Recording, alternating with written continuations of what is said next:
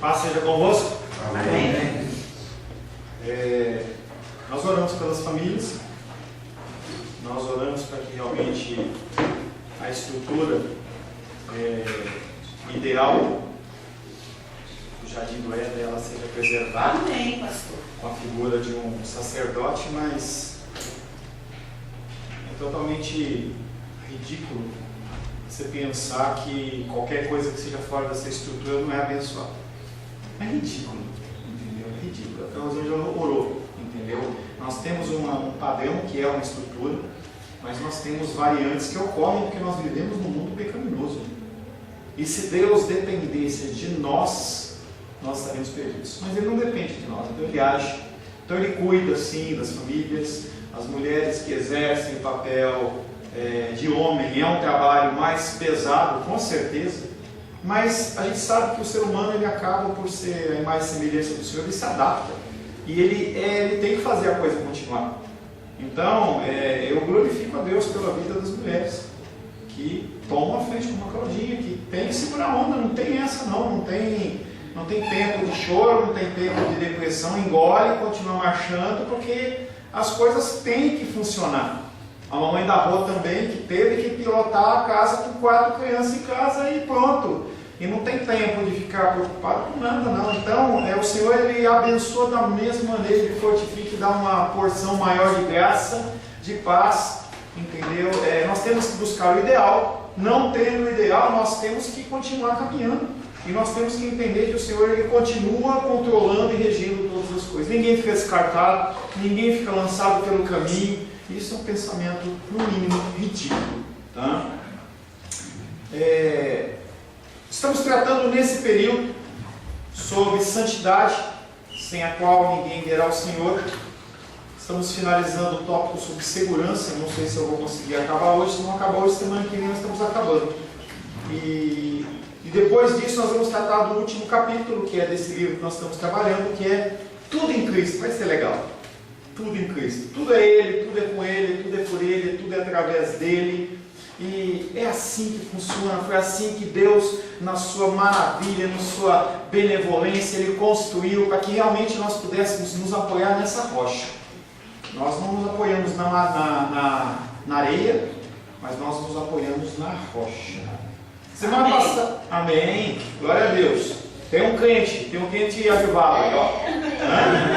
Tem um crente avivado. Conforme eu já falei para você, você pode falar, através do Espírito, você está liberado para falar glória a Deus, aleluia, amém, uhul, entendeu? Bravo! Não pode ficar bravo, nós temos que ser manso. Nada de bravo, né? A gente tem que ser manso. Não, pastor, nós precisamos ficar bravos. Nós estamos muito mansos, pastor. Como Jesus Cristo é. Eu acho que o pessoal, a maioria, tem vergonha de glorificar a Deus, porque nós somos uma igreja avivada, poxa.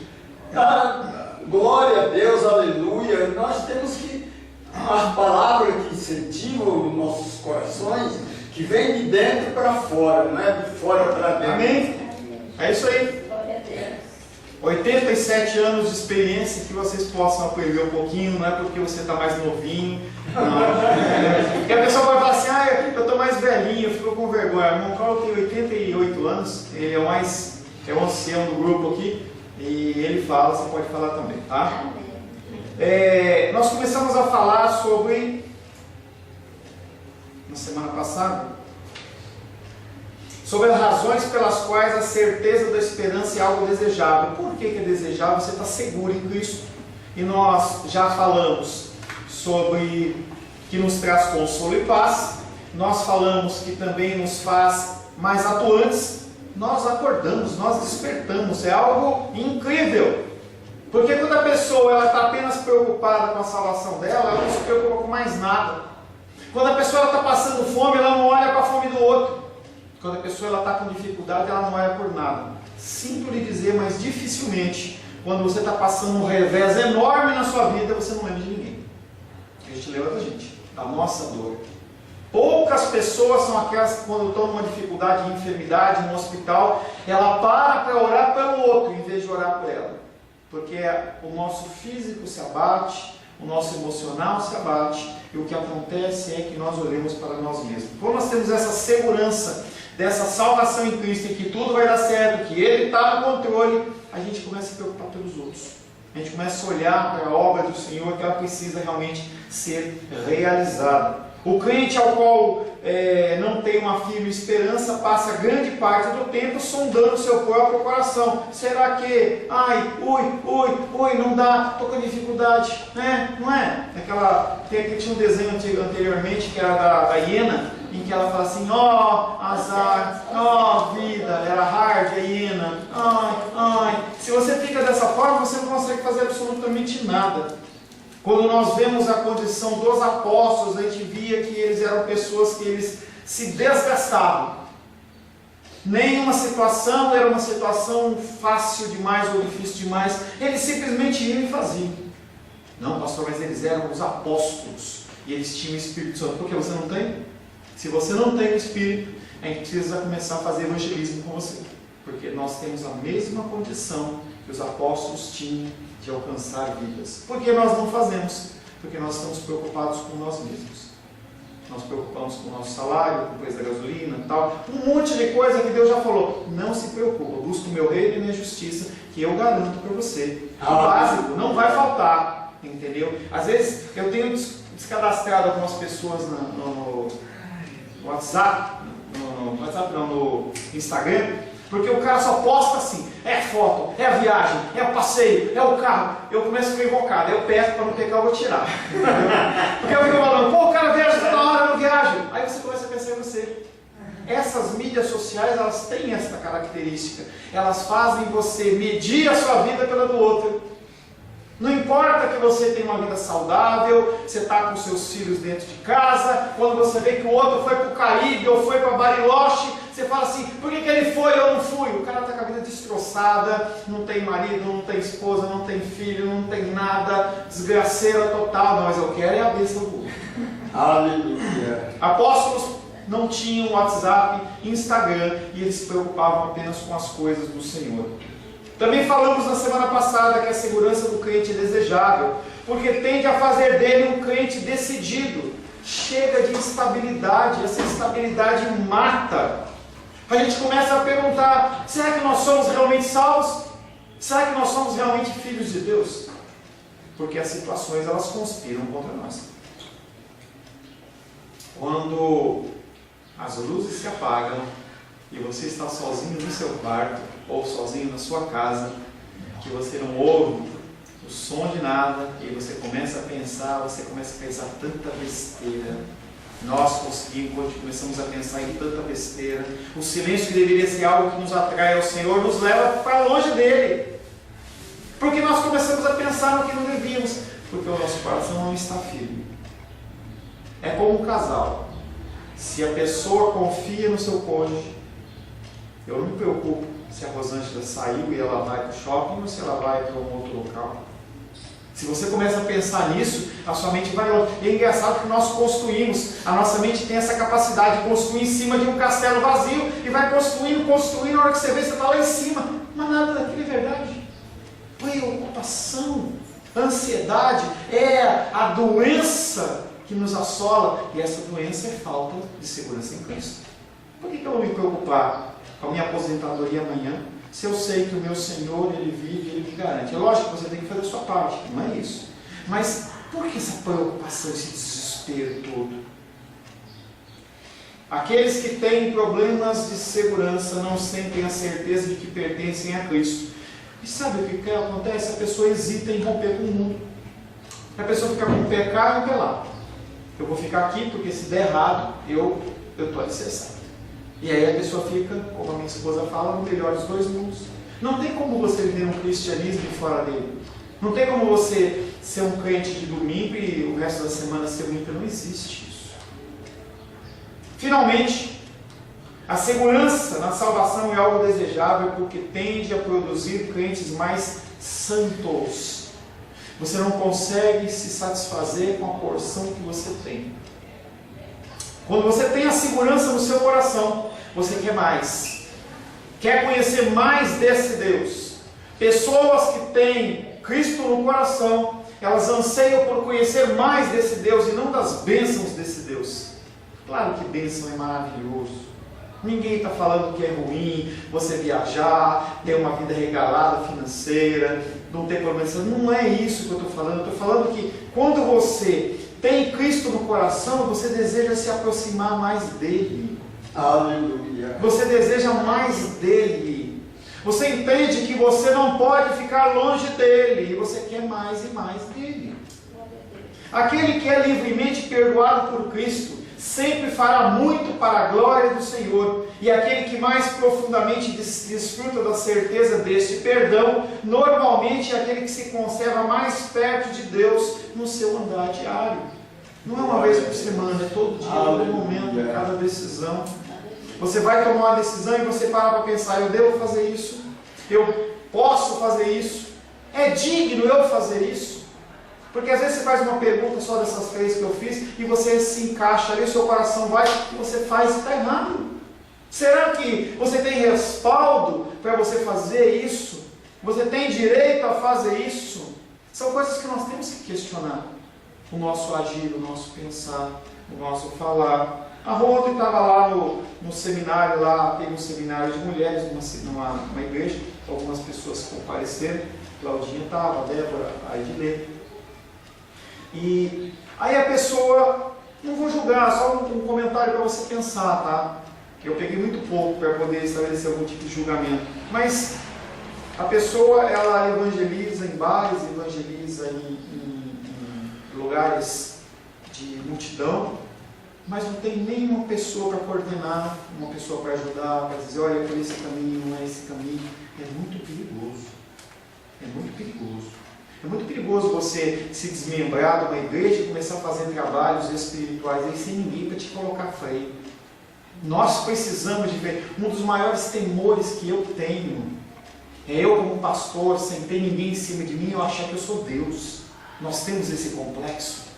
O ser humano, desde o jardim do Éden, ele tem esse complexo dele achar que ele é Deus, que ele pode tomar as decisões, ele pode administrar, ele pode fazer o que ele quiser. Uma coisa simples, como por exemplo o dízimo. A pessoa, ela acha que ela pode administrar o dízimo dela como ela quer. A Bíblia não está falando isso.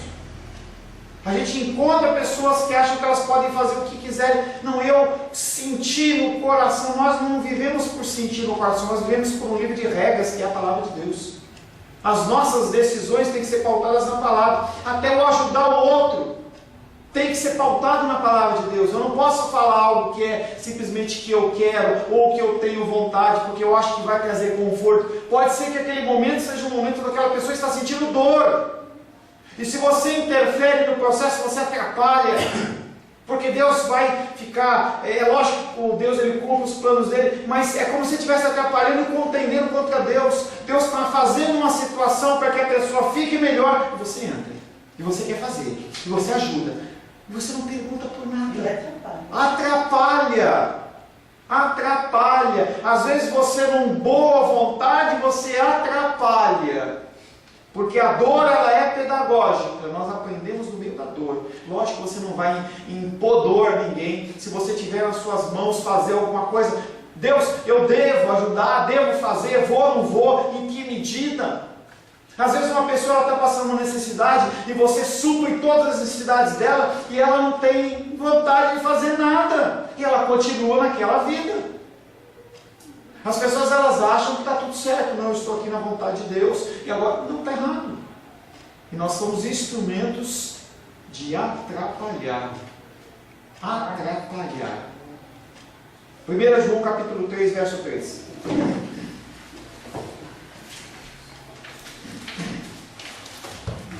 Se você sabe de cabeça, você não precisa ver a Bíblia, tá?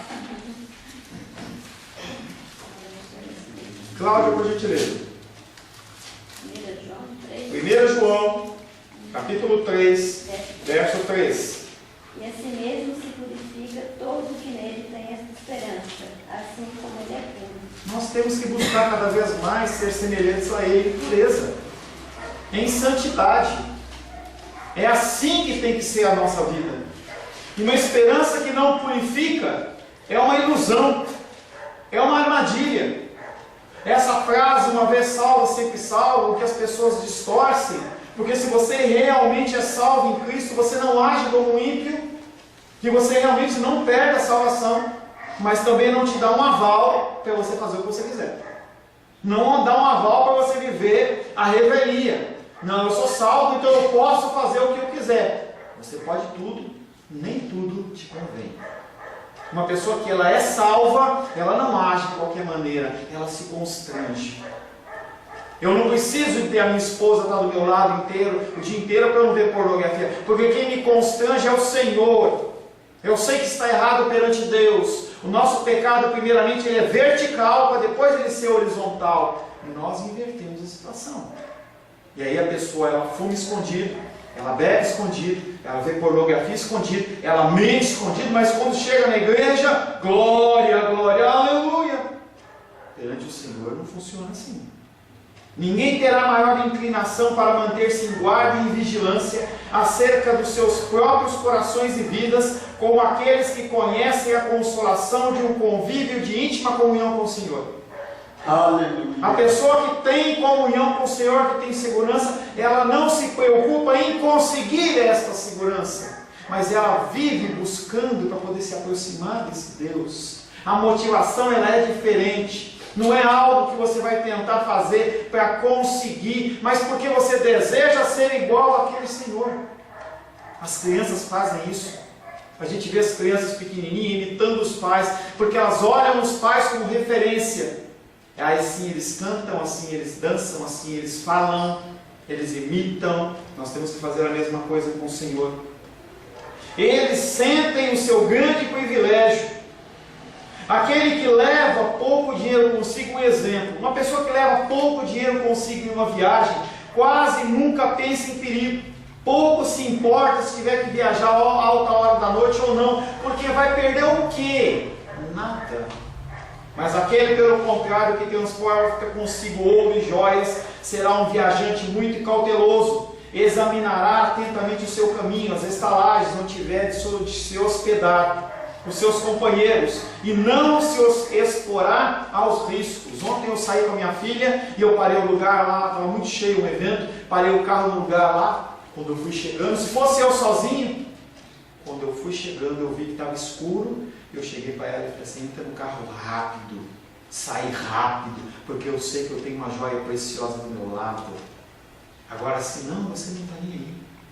É como um lugar que você vai sair. Se você vai para um lugar que está todo mundo tranquilo, você vai de bermuda, de camiseta. Se você sabe que as pessoas estão arrumadas, você vai arrumado. É assim que a gente tem que pensar em relação a Cristo. Buscar estar sempre em ordem, arrumado, cada vez conhecer mais, aprender mais. O crente que mais goza da luz do rosto reconciliado de Deus é o homem que mais teme perder as suas bem-aventuranças consoladoras divinas, receando muito fazer qualquer coisa que venha entristecer o Espírito Santo. E é muito mais do que um temor, é um desejo de agradar. A motivação não está em você, a motivação está em Deus. Quando você coloca a motivação de você na frente, é egoísmo. Quando você coloca a motivação de agradar a Deus, é santo. A nossa negligência quanto à segurança talvez seja o principal segredo de todos os nossos fracassos espirituais. A baixa medida de fé que nos satisfaz. Se você tem uma fé pequenininha, para você estar tranquilo, pode ser o motivo do seu baixo nível de paz. Devemos procurar aumentar a nossa fé. E você não aumenta a sua fé indo para monte, ouvindo testemunho, ouvindo seminário, palestra, nada. Você aumenta a sua fé ouvindo a palavra. Ouvindo a palavra.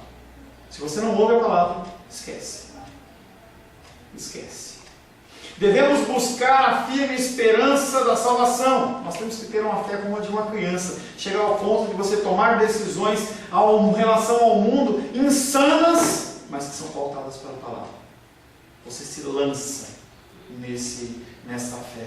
Você se lança nessa confiança do Senhor. Ponha de lado as suas dúvidas. Nós precisamos nos preocupar menos. Nós precisamos ser menos ansiosos. Nós devemos depender mais inteiramente da força do braço do Senhor. E isso fala de dependência. O Senhor Ele deu o Filho amado para morrer por você. E a palavra de Deus diz que será que Ele vai conceder a você as coisas menores? Será que é necessário que a gente se preocupe tanto assim? Será que é tão necessário que a gente fique tão ansioso com as coisas?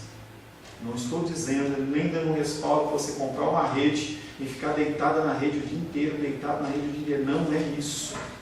Mas é confiança no Senhor. Essa angústia, sabe essa angústia que fica aqui na boca do estômago? Assim, ó. Fica assim, ó. Criando aquela gastrite, gerando para você aquele refluxo. Aquilo ali não precisa. Confiança no Senhor. Entregue a sua alma e os seus pecados aos cuidados do seu gracioso Salvador. Dependência. Nós vivemos segundo a graça de Deus. Algumas causas prováveis, porque é tão raro a gente ver uma pessoa segura desse jeito. Talvez fosse mais fácil. Se você tivesse cercado de pessoas confiantes, você ia confiar também. O problema é que todo mundo desconfia. A começar do seu posteiro. Todos nós desconfiamos. Agora é chegado o momento de tratar a última coisa a respeito da segurança. Vamos destacar algumas causas prováveis, porque tão raramente é obtida uma segurança, uma esperança de segura. Essa é uma questão muito séria que deveria impelir todos nós a sondarmos profundamente os nossos corações. Poucos dentre o povo de Cristo chegam a esse espírito de certeza. E por que isso? Vamos listar algumas causas. Primeira, a menos improvável de você pensar. Por que você é ansioso e preocupado? Porque Deus assim o quer. Que estranho, né? Que estranho. O problema é que se você tiver no seu coração, pela sua característica, essa firmeza, você larga a mão. Você faz o que você quer. É possível que o Senhor perceba algo no temperamento natural dos seus filhos, o que faz com que a segurança na salvação não seja uma coisa muito boa para eles. Pode ser que a sua falta de segurança, por mais desejada que seja, ela seja tirada pelo Senhor, para que você busque mais a Ele, você não. Agora eu vou ficar na boa. Agora que eu olho no meu salário, estou lá na minha conta no banco, tenho lá 50 mil reais, vou ficar numa boa, não vou fazer mais nada, não vou ler mais nada. Eu olho para as pessoas e falo assim, poxa, as pessoas não conseguem nem achar o livro da Bíblia rapidamente, eu estou muito bem, vou parar, não vou fazer mais nada. O que Deus faz? Coloca um espinho na carne. Foi assim com Paulo. A gente não sabe qual foi a dificuldade de Paulo. Uns falam que era um problema de cegueira, outros chegam a falar que era sogra, sei lá, um monte de coisas as pessoas falam, entendeu? Mas havia algo em Paulo que impedia ele de falar o quê? Tá tudo bem, não, Senhor, tira, não. A minha graça te bate. Segura essa aí. Porque aquele homem, ele subia ao terceiro céu, como você pega o metrô daqui e vai lá para Samambaia, ele tem esse contato com o Senhor, coisa maravilhosa. E ele fala assim, olha, eu tenho que falar para vocês com uma linguagem simples. Eu não vou falar em hebraico, eu não vou falar em grego, lógico que era em grego, porque era na época, né? Mas eu não vou ficar falando em latim, escolhendo palavras. Conversava com a Cláudia ontem, estou traduzindo um livro, e uma das maiores dificuldades que eu tenho é achar palavras que sejam entendíveis para a pessoa, e a pessoa não tem que pensar, será que o cara está querendo falar o quê? Tem um pastor amigo, um professor amigo nosso, que quando ele manda a mensagem, eu zoo ele, porque ele começa a usar umas palavras, você fala assim, malgrado, você fala assim, malgrado, esse cara é coisa boa, ruim, e aí você não sabe o que a pessoa está falando. E autor, escritor gosta de fazer isso. E ele, esse autor, ele usa umas palavras, ele fala assim, o que esse cara está querendo dizer aqui? O apóstolo Paulo, ele tinha toda a facilidade de fazer isso, mas ele não fazia. E o Senhor colocava espinho na carne. Não sei se era um diabinho que ia lá, que cutucava ele, quando ele ia ficando soberbo. Gente, porque ele tinha muito acesso ao reino espiritual. Eu diria, coisa minha, eu diria que é Moisés no Antigo Testamento e Paulo no Novo, no grau de intimidade. E esse tipo de coisa leva a pessoa à soberba. E você viu como terminou a vida de Moisés. Sendo manso, sendo aquela pessoa que via Deus, não entrou na terra prometida. Porque foi rebelde. Falha de guerra. Quando o senhor disse que a ansiedade, nós somos ansiosos, porque Deus... Não, eu não falei que nós somos, eu falei que nós podemos ser. Porque Deus assim o quis, né? O quê? Então, por exemplo, e a ansiedade é pecado. Depende. Então Deus quer que nós sejamos pecadores. Primeiro que a ansiedade tem que ver a motivação da sua ansiedade. A ansiedade que nós estamos falando é segurança em Cristo. Não ansiedade no porvir, no sentido de comprar Brastemp ou trocar de carro. Ansiedade no sentido de você querer ser mais igual a Cristo. É totalmente diferente desse conceito de ansiedade que nós temos aqui, que gera depressão. Ninguém fica, pelo menos eu não conheço. Você conhece algum depressivo porque não consegue se aproximar mais de Deus? Eu não. Eu vejo que a pessoa fica depressiva porque a pessoa não ama ela, ou porque não cuida, ou porque tem qualquer coisa, mas sempre ela no centro, e não Deus no centro. Deus é do que é. A construção da sua frase foi uma construção blasfema. Deus nunca vai querer que você peque, mas Ele quer que você tenha fome e sede dele. E essa segurança em Cristo é uma segurança que vai fazer com que você pare de ler, pare de meditar e pare de buscar o Senhor. O que acontece é que o Senhor pode tirar isso, para você, tendo essa incerteza, você sempre continuar buscando o Senhor. Mas a motivação sempre é relacionamento com Deus. Sempre.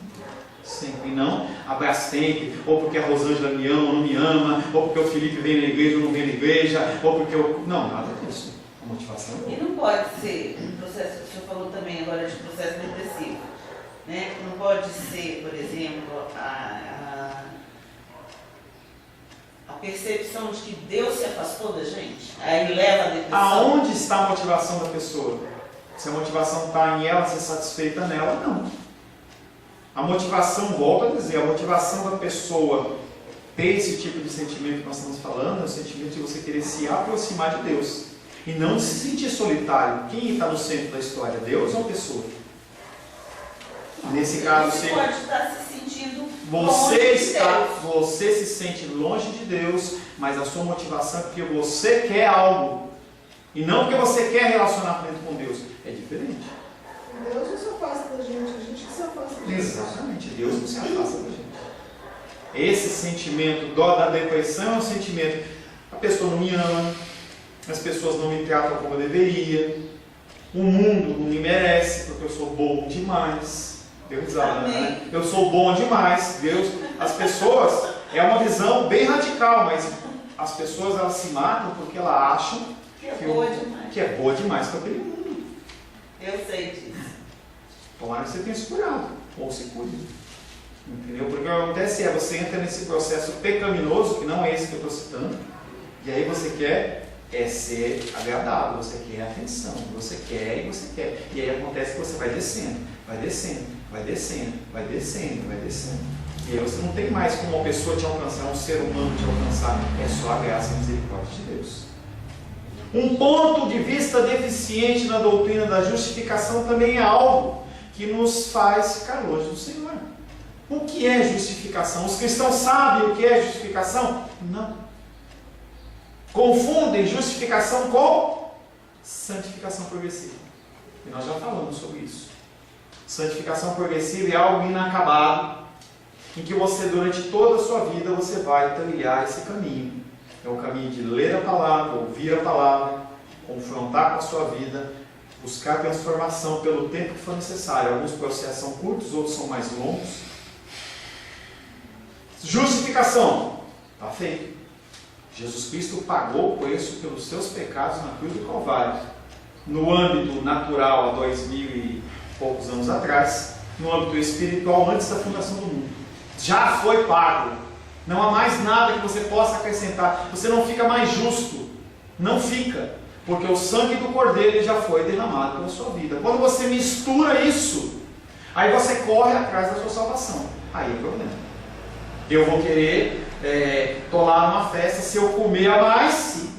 Opa, eu comi a mais, eu fiz a gula, então pode ser que se Jesus Cristo voltar ou eu morrer, eu vou para o inferno, porque eu... Não tem como. É por isso que a pessoa que ela é salva, ela é sempre salva. E ela começa a buscar cada vez mais uma medida de se aproximar de Deus, que é a santificação progressiva. É você estar na casa do Senhor, buscar o Senhor, ler a palavra, orar. Não quero fazer nada disso, pastor. Se preocupe com a sua vida. Porque isso tem que ser algo inerente à sua pessoa. Se eu amo uma pessoa, eu quero fazer de tudo para agradá-la. Cuidado com a motivação de fazer para receber. O que nós muitas vezes fazemos é: eu faço para receber em troca. O ser humano adora fazer isso. Eu faço algo para que você fale: parabéns, hein, pastor Paulo? Que palavra legal, hein? Estudei bastante, orei bastante. Não é essa a motivação. Romanos 3, 28.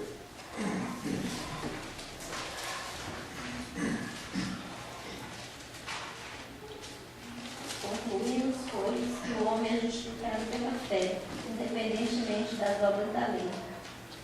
Nada que você venha fazer vai te tornar mais justo do que o que você já foi ou o que você já é. É a mesma coisa. Deus fala: eu sou. E Ele fala: você está justificado. É a vida inteira. Você é justo. Você é santo, separado de Deus.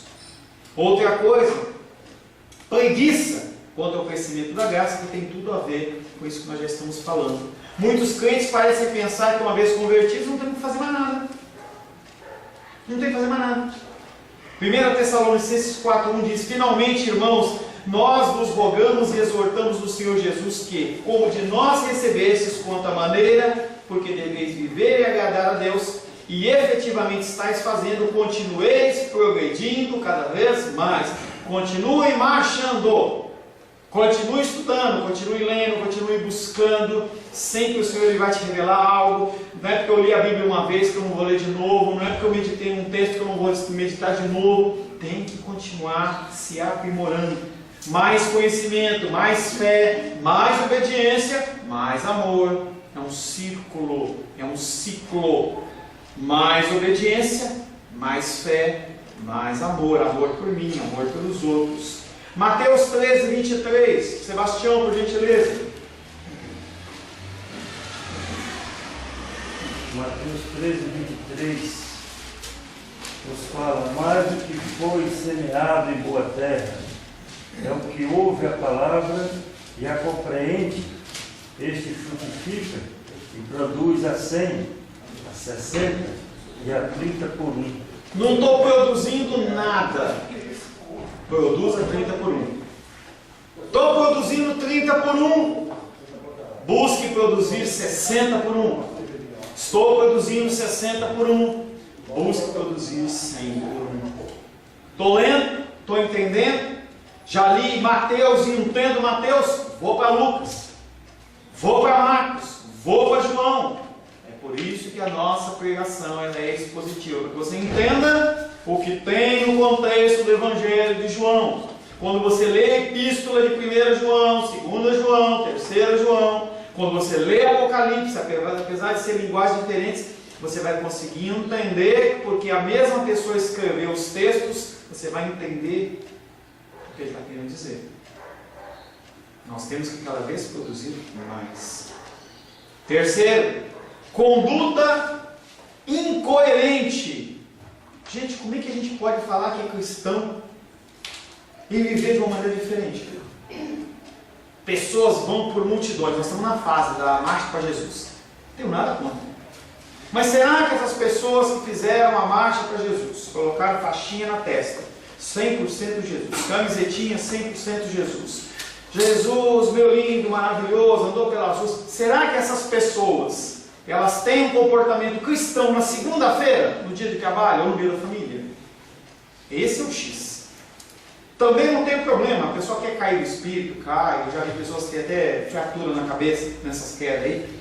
Mas se a pessoa caiu no espírito, independente da sua linha teológica, se a pessoa deitou mentindo, agredindo a esposa e levantou um homem diferente, glória a Deus.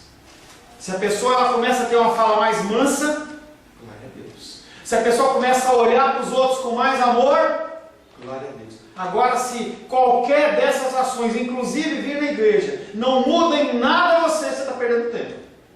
Vai comprar um abadá lá na Bahia e vai seguir o trio elétrico que você vai ser mais feliz. Porque tem que gerar mudança. E as pessoas do cristianismo, elas têm sido incoerentes. É algo que a Claudinha estava falando ontem lá. As pessoas professam algo e não vivem. E nem tentam viver. E nem têm vontade de viver. Porque são estágios. Uma coisa é a obra perfeita. Essa é de Cristo. Outra é você ter no coração pelo menos a vontade de fazer. E às vezes você tem o desejo e não consegue fazer. Uma série de dificuldades. Outra é você esboçar fazer e fazer errado. Ou fazer com deficiências. E outra é você não fazer absolutamente nada. Não querer mudar nada. E continuar nesse estado que você, que eu, que nós nos encontramos. Nós não podemos ter essa conduta incoerente de que eu tenho uma vida e a palavra diz outra. Não, mas eu sou cristão. Eu sou cristão, mas eu roubo. Eu sou cristão, mas eu adultero. Eu sou cristão, mas eu não gosto de demonstrar amor. Eu sou um cristão pavio curto. Que gente, que é isso? No sentido de você se acomodar no seu sentimento. Isso não pode existir. Você tem que ficar incomodado com a sua vida e querer mudança sempre.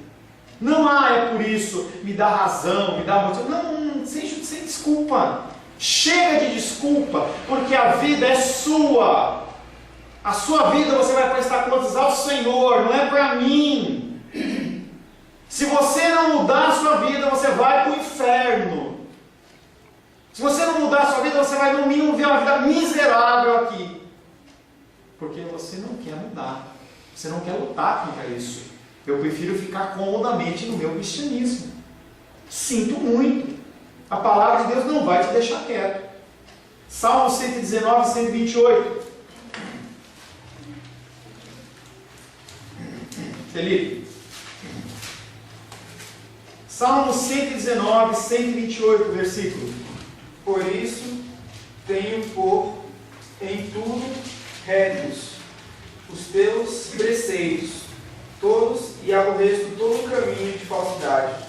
Por isso tenho por em tudo retos os teus caminhos todos, e aborreço o caminho da falsidade. Porque a palavra de Deus está dizendo, ela é verdadeira. E tudo que está fora da palavra na minha vida tem que me incomodar.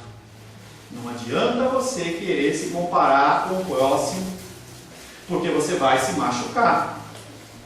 Você vai achar que está tudo bem, não está tudo bem. Você vai entrar no hospital falando que está doente, o médico vai falar que está tudo bem e você vai morrer. Você tem que olhar para a palavra de Deus e meditar nela e mudar no seu coração. Você terá de semear diariamente no Espírito. É por isso que eu bato na tecla com vocês. Tem que fazer o devocional todo dia. É a porção de Deus para você todo dia. Não adianta você não ler a semana inteira e chega no sábado você lê 10 capítulos, a menos que seja uma situação ímpar. Não estou dando justificativa para você, é você e Deus. Você terá de semear diariamente no Espírito, se quiser colher o testemunho do Espírito, porque o pão nosso é dado cada dia. Não é um pão para a semana inteira, não é um pão para o mês inteiro. Aleluia. Você não sentirá e nem achará que todos os caminhos do Senhor são agradáveis, a menos que faça esforço. Nosso corpo não quer isso. Se você permitir, você para. Você tem que lutar contra isso.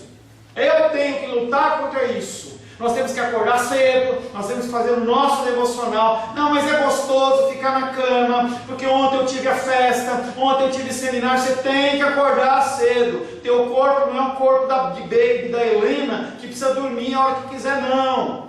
Dorme 5 horas, está ótimo para você. Tem uma vida saudável, uma alimentação saudável. Dorme 5 horas, está bom. A menos que tenha algum quadro médico diferente. Mas vá se dedicar ao estudo e à leitura da palavra. Engrandeço a Deus pelo fato que a nossa salvação, sob hipótese nenhuma, depende das nossas obras. Imagina se a sua salvação tivesse atrelado com o tempo que você lê a Bíblia, ou que você medita na palavra. Se Deus estabelecesse, olha, é tanto, será que você ia bater essa média? Ou você ia querer ficar na recuperação? Só tirar a nota 4, 5, 3. Conclusão sobre a segurança em Cristo. Talvez você nunca chegue à plena certeza da esperança de um dia para o outro. Isso não é automático. Não é um comprimido de Doril que você toma e a dor sumiu. Às vezes é bom continuar esperando por algum tempo. Não damos muito valor às coisas que conseguimos sem dificuldade. Às vezes isso que você está pedindo a Deus, a área espiritual, é algo que o Senhor está retendo para que você tenha dê valor a isso. Para que você não ache que é uma coisa simples, descartável. Pessoas que têm uma fé, recebem alguma coisa maravilhosa de um momento, a pessoa descarta. Quantas vezes nós recebemos benesses do Senhor e no outro dia a gente não lembra mais? Quantas vezes? Mas embora ela se demore, espere por essa bênção. Continue buscando e finalmente você a encontrará. Entretanto, há uma coisa de que não quero que você seja ignorante.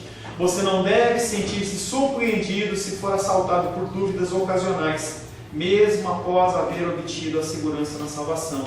As dúvidas, elas vêm e vão. Só que elas vão. Elas vêm, mas elas vão. Elas não ficam. Elas não estacionam. Não tem morada na sua vida. Você continua vivendo no corpo e o pecado no íntimo continua presente. A carne lutará contra o espírito até o fim.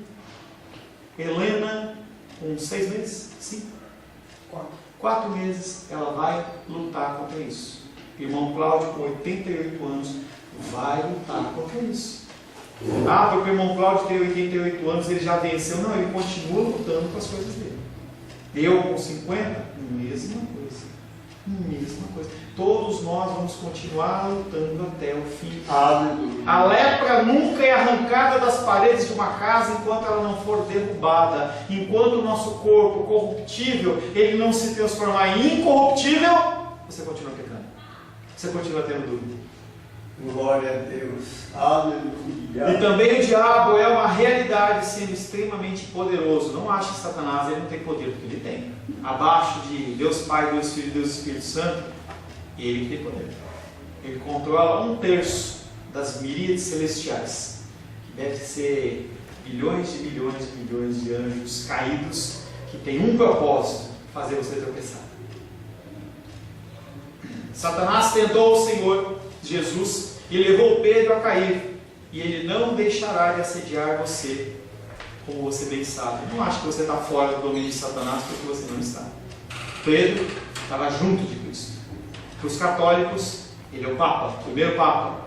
Para nós, um apóstolo querido que cuidou da igreja de Roma, e ele era o líder dos apóstolos. E mesmo ele foi peneirado. Assim sendo, sempre haverá algumas dúvidas. Aquele que nunca duvida é aquele que não tem nada a perder.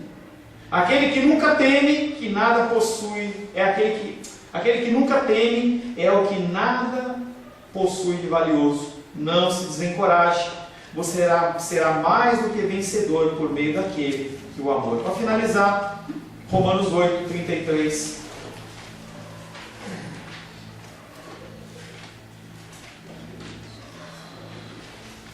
Texto que eu tenho lido bastante e que eu tenho me alegrado bastante. Eu vou ler do 8, 33 ao 39.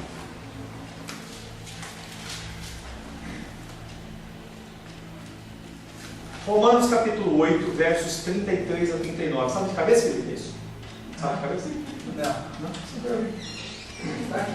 Ah, tá aí. Tá aí, eu não fui tirando. Você estava meditando. Quem tentará acusação contra os eleitos de Deus? Quem poderá te acusar? Ninguém. Ninguém. Porque é Deus quem os justifica. Quem os condenará? Ninguém. É Cristo quem morreu, ou antes, quem ressuscitou, o qual está à direita de Deus e também intercede por nós. Quem nos separará do amor de Deus? Aleluia. O amor de Cristo? Ninguém. Será tribulação? Será angústia? Perseguição? Será que a falta de comida na sua mesa? A falta de roupa nova? O perigo?